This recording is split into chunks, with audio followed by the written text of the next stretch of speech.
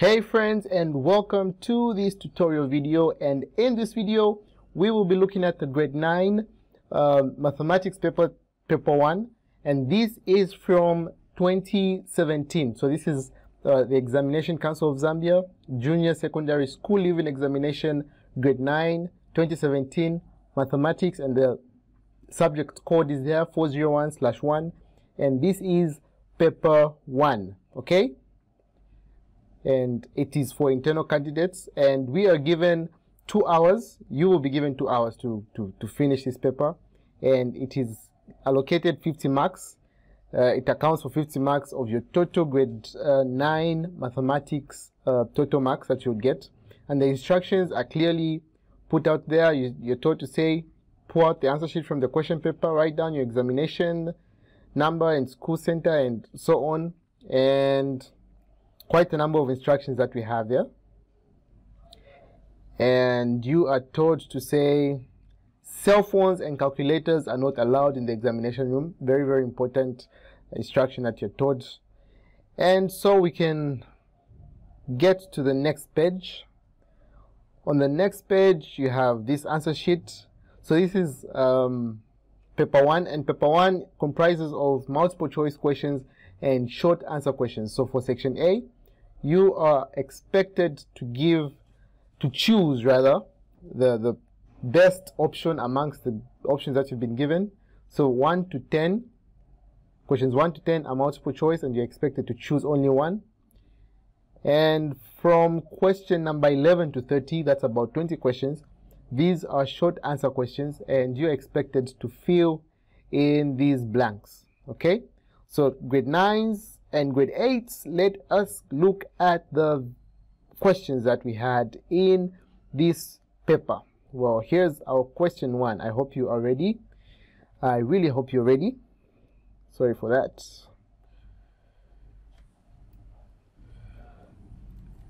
So here's our question 1.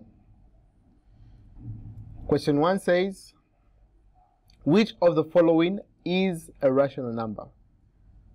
Which of the following is which of the following is an irrational number?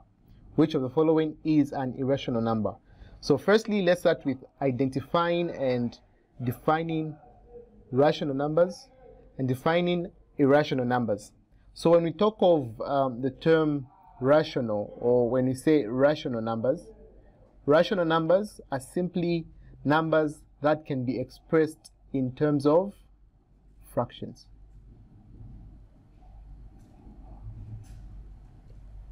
On the other hand, irrational, don't know how you would pronounce that, but irrational numbers are simply the opposite. So meaning these are numbers that cannot be expressed in terms of fractions. So these are not fractions, cannot be expressed in terms of fraction, or do not have a fraction form. Okay, so rational numbers can be expressed in terms of fractions. Irrational numbers cannot be expressed in terms of fractions. So which of the following is an irrational number? Which of the following is a number that cannot be expressed as a fraction? So the first one that we have is 4.12. This is a decimal number, am I right? Okay, so if it's a decimal number, it simply means it can be expressed in terms of a fraction. What do I mean? Well, 4.12, if I was to ask you to say, express this as a decimal number, you'd simply have to say, you'd simply write this whole number as a whole number, then you'd have your 1, 2 on top, and what would be your denominator there? 100. Okay, so 4/12 over 100, this has been expressed as a fraction. What type of fraction is this? It's a mixed fraction. Okay, then the next one is root of 3, or root of 9, the square root of 9. So grade 9s, what is the square root of 9? The square root of 9 is 3, right? And 3 can be expressed as a rational number by simply saying 3 over 1, right? What is 3 over 1? 3 over 1 is simply 3, and 3 over 1 is a fraction. So these two can be expressed as fractions. So these are rational. Then we've got 2.5. 2.5. Can 2.5 be expressed as a rational number? Well, this is simply 2 whole number 5 over 10. So this can be expressed as a rational number. And the last option that we have is root of 3. If I was to ask you to say what is the square root of 3? Well, root of 3, or 3 does not have, let me call it a defined square root, or let me say a standard square root or a perfect square root, okay? So root of 3 will give you a number that keeps on going on and going on and going on and going on and going on, and this number is approximately 1.7, so this will give you 1.732050808008, and you'd have numbers that are recurring and just recurring and recurring and recurring. So this type of a number cannot be expressed as a fraction, and therefore it is an irrational number. Okay, so the correct answer for question number A is therefore D, which is root of 3, because the root of 3 cannot be expressed as an irrational number. Okay, can move on to the next question. The next question says evaluate -5 plus -3. So we've got -5 plus -3. This is in brackets. How do we go about this as grade 9s?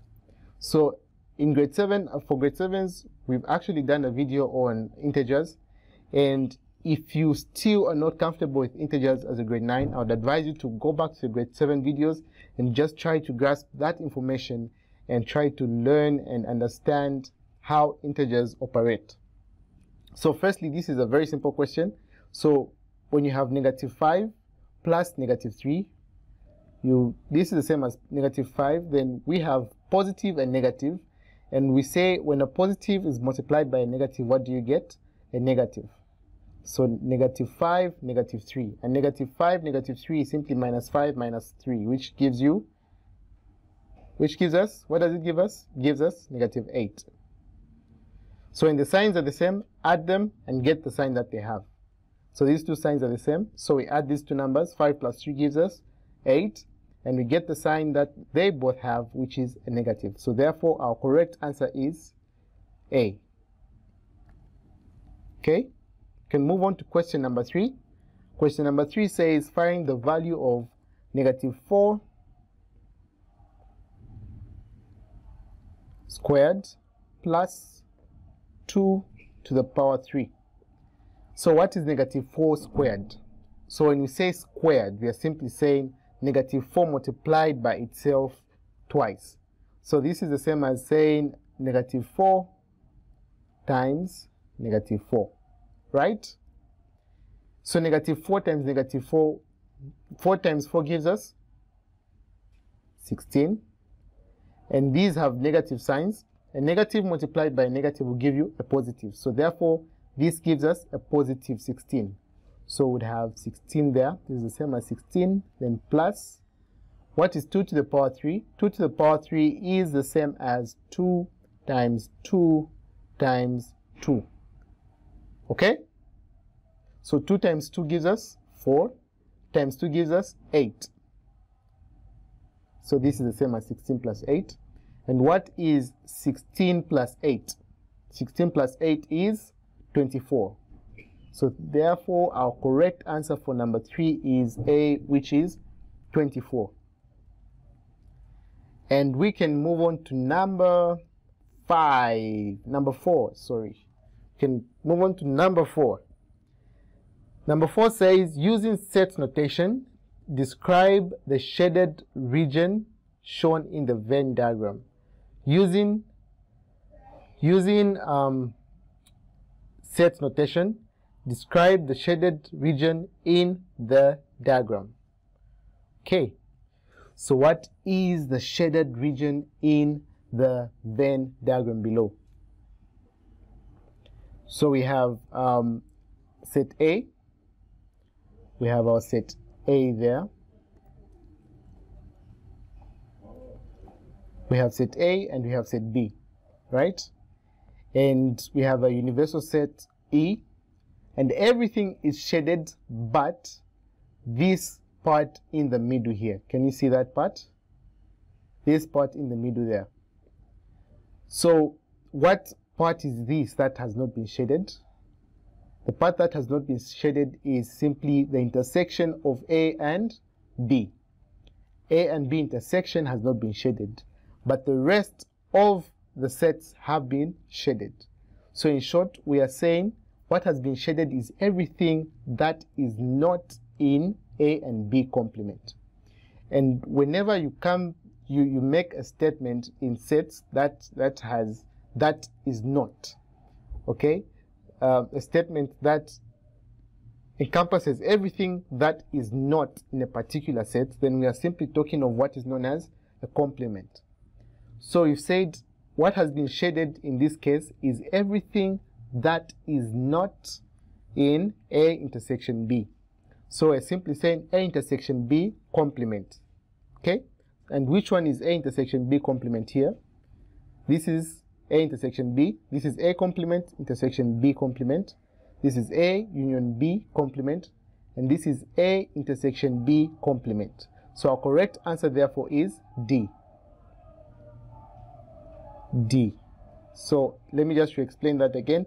So we're saying this statement, A intersection B complement, simply means everything that is in A and intersection, everything that is not in A and intersection B complement. Okay. Sorry, forget the complement at the end of my sentence.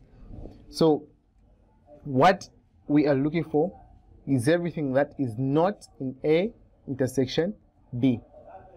And that is how we tackle question number 4 from this paper. So we can move on to question number 5. So we're on question 5. Question 5 says, which symbol in the flowchart represents a decision stage?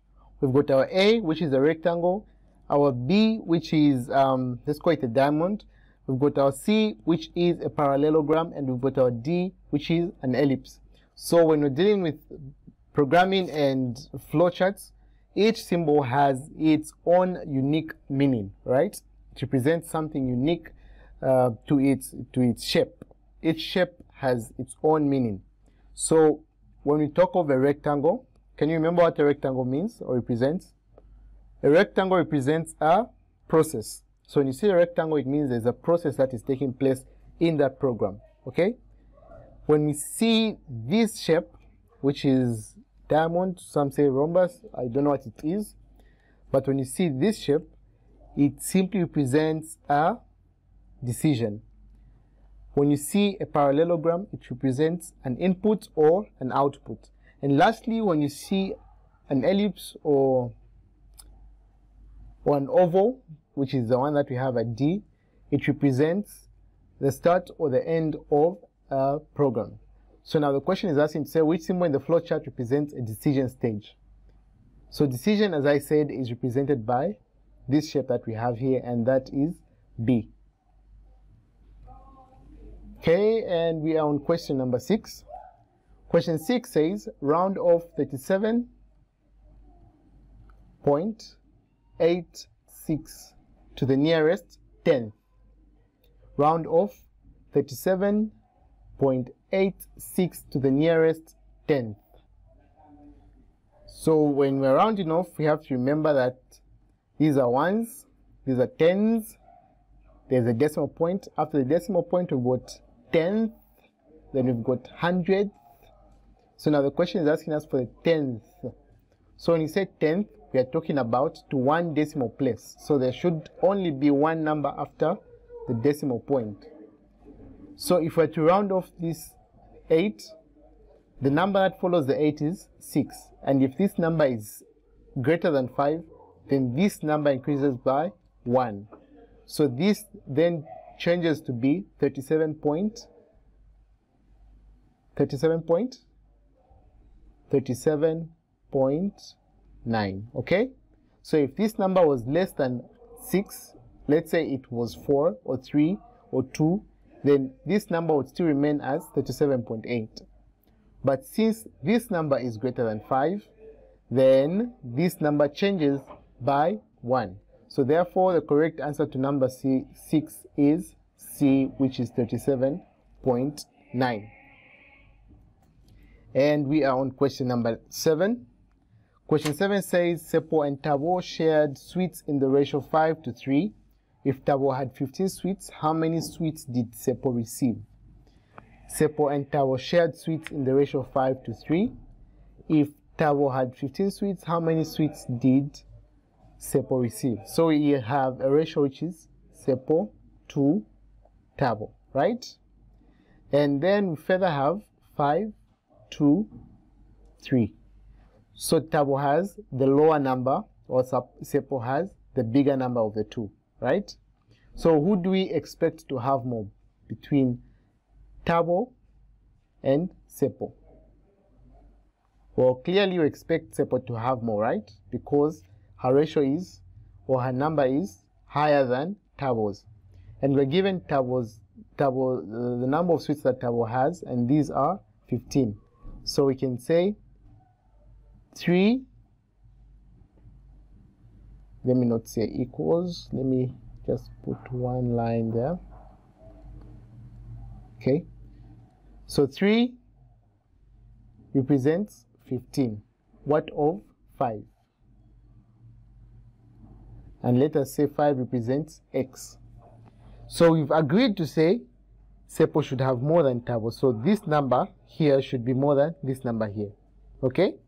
So to ensure that or to find out what this number that's supposed to be here on the X is, we multiply this by that and this by that. We cross multiply.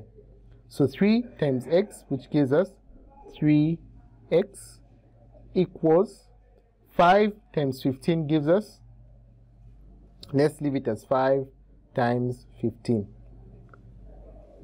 Okay, so in this paper you're not allowed to carry a calculator, so we're going to try to make our calculations as simple and as understandable as possible, so that we don't have to complicate our working and have to think of calculators. So how do we then proceed from here? We are finding the value of X. So to find this X, we would multiply both sides, this side and that side, by 3.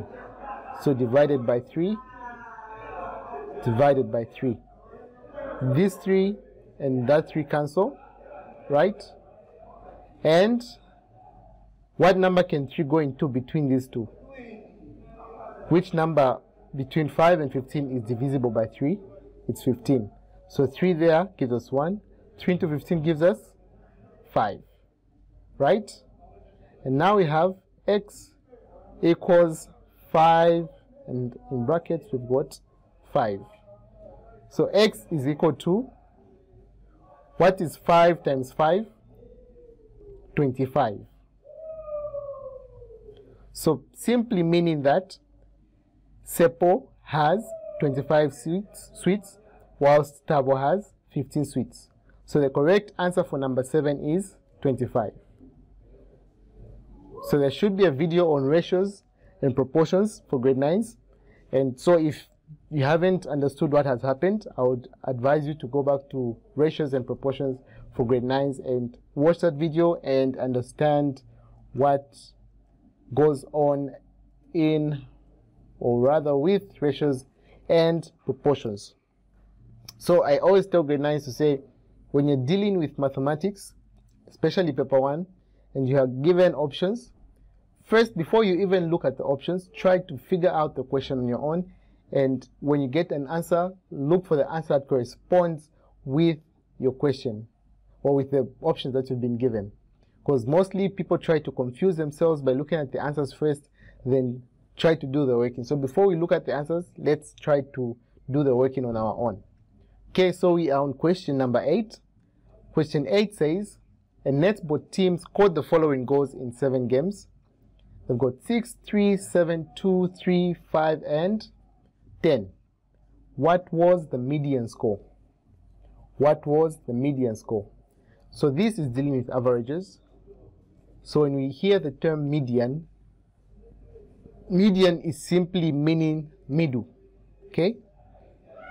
So let me just write that down. So when you see the term median, the first thing that should come into your head is middle. But then the middle of what? So the median is simply the middle term, the middle figure, the middle number that you have when you arrange all the figures or the terms or the numbers that you have in ascending or descending order. Okay? So let us look at the numbers that we've been given. We have 6, 3, 7, 2, 3, 5, and 10. What is the lowest number that we have? The lowest number that we have is a 2, comma. The second number that we have, the second lowest number that we have is a 3. And how many 3s are there? There are 2 3s. Then which number follows? The 5. Oh, this is supposed to be 3. Sorry, this is 3. Then followed by the 5. Then followed by 6. Then followed by 7. So the middle number, how many terms do we have? I think we've missed one number. We've missed the 10. Okay, so we've got 10. So how many terms do we have? How many numbers do we have? We have 1, 2, 3, 4, 5, 6, 7, right? So if we cancel out this number at the beginning, let me do that using a different color. So we have the 2 here. This is 2. So let us use red for this. So you cancel out this number and this number at the end, right? We're looking for the middle number. So we cancel out this one and this one at the end, right? Cancel out this one and we cancel out this one at the end. And what do we remain with? What do we remain with? We remain with the 5 in the middle there. So the middle term that we have is 5. So therefore the median is 5. Easy peasy, right? Okay, can move on to question number 9. Question 9 says, in the diagram below, AB is parallel to CD and EF is transversal. Angle APQ is equal to 130 degrees. And there's the diagram that we have. Find angle PQC. PQC. So whenever you have two parallel lines, so we have, assuming we have these two parallel lines, though they don't look so parallel, assume they are parallel, these two parallel lines, and then we have a line that cuts these two parallel lines like that. Maybe before I explain that, let me start my explanation from this point. Whenever you have what are known as X angles, okay? So X angles are simply two lines that have formed an X together like that, and these two lines have an angle there. You have that angle there, and this angle is different from this angle that is there, okay? So you have one angle there and another angle there. These two angles are different. Well, this is a straight line, and this line should add up to 180. So meaning this angle, so let's name this angle X, and this is angle Y. So meaning angle X plus angle Y should be equal to 180, right? Because this is a straight line, so angle X and angle Y should give us 180. And as long as these two angles have made an X like that, this angle Y is the same as this angle here at the bottom, and this angle X is the same as the angle directly opposite it on the other side. So we've got this. So if this is Y, this is Y. If this is X, this is X as well, right? So when we look at this has made an X. Can you see that X? We've got line AB and we've got line EF. So we've got an X there. So this angle is the same as the angle that is directly opposite, and this is also 130 degrees. And if this is 130 degrees, this is a straight line, meaning the angle that is here is simply 180 minus 130, which gives us a 50. And if this is 50 degrees, meaning this is also 50 degrees. Okay, then I was about to explain to say when you have two parallel lines, assume my lines are parallel. You have two parallel lines and you have a line that is crossing those two parallel lines like that, a straight line. This angle here is the same as this angle here. So this is G, this is also G. And this angle Y is the same as this angle Y here at the bottom, right? Because these two lines are the same, they are parallel each other, and this line is simply one straight line. So this angle is the same as that angle there. This angle is the same as that angle there. This angle on top here, Z, is the same as that angle there, Z. This angle at the bottom here, F, is the same as this angle at the bottom here, which is also F.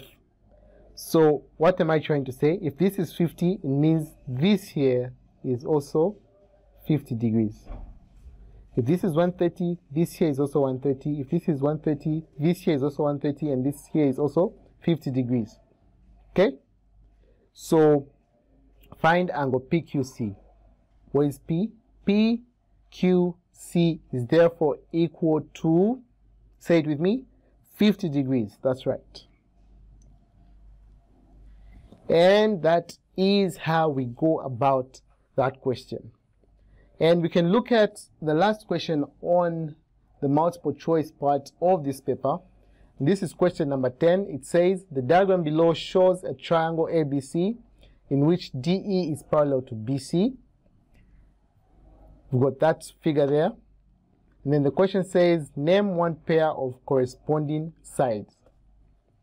Name one pair of corresponding sides. So this is a triangle. So this comes back to what we just learned here. I don't know if you see it, but this comes back to what we just learned here. Remember when you said parallel lines, angle there is the same as the angle there, angle there is the same as the angle there, angle there is the same as the angle there, angle there is the same as the angle there. Remember that? Yes?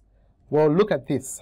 If we are to extend this line, if we are to extend this line that way, and extend this line this way, and extend this line that way.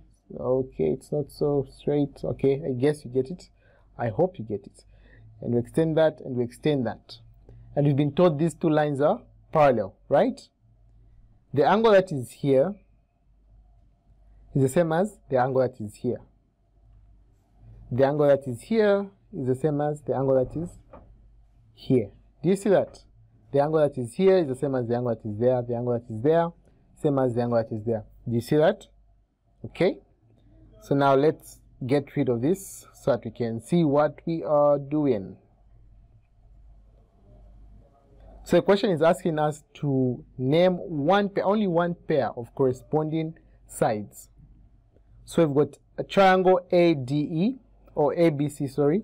So let me just redraw it here. We've got triangle A, B, C. Assume my lines are straight. My lines are straight. If you can't see straight lines, I don't know what's wrong with you, because I can clearly see straight lines here. Okay, yeah, I'm joking. My lines are not straight, but this is side A. We've got B there, and we've got C.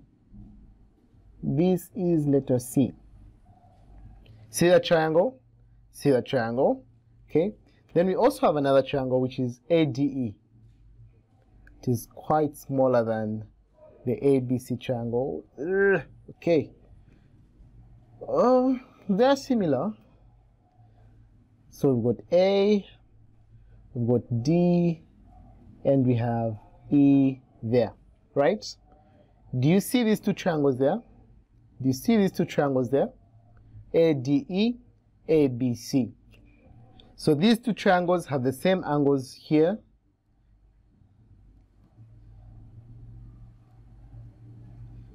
The angle that is here is the same as the angle that is there. Okay, let me do this so that we can see that. The angle that is here is the same as the angle there. The angle there is the same as the angle there. Just from what I had explained, if you can remember that.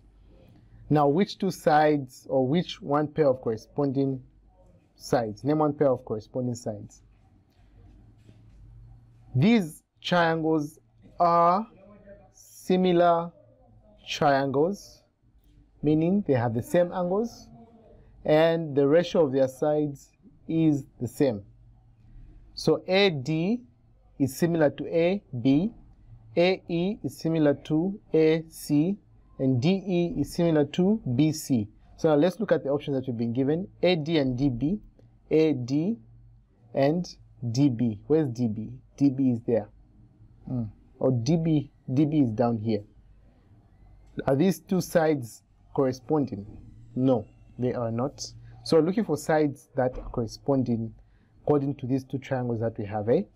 Then DB and DE. Where's DB? DB and DE. Well, these are not corresponding in any way. AE and AC. AE and EC. Well, these are also not corresponding. And AC and AE. AC, AE. Well, we've got AC there and we've got AE. Are these two sides corresponding? Well, yes, they are. So our final answer, or rather the correct option is option D, which is AC and AE.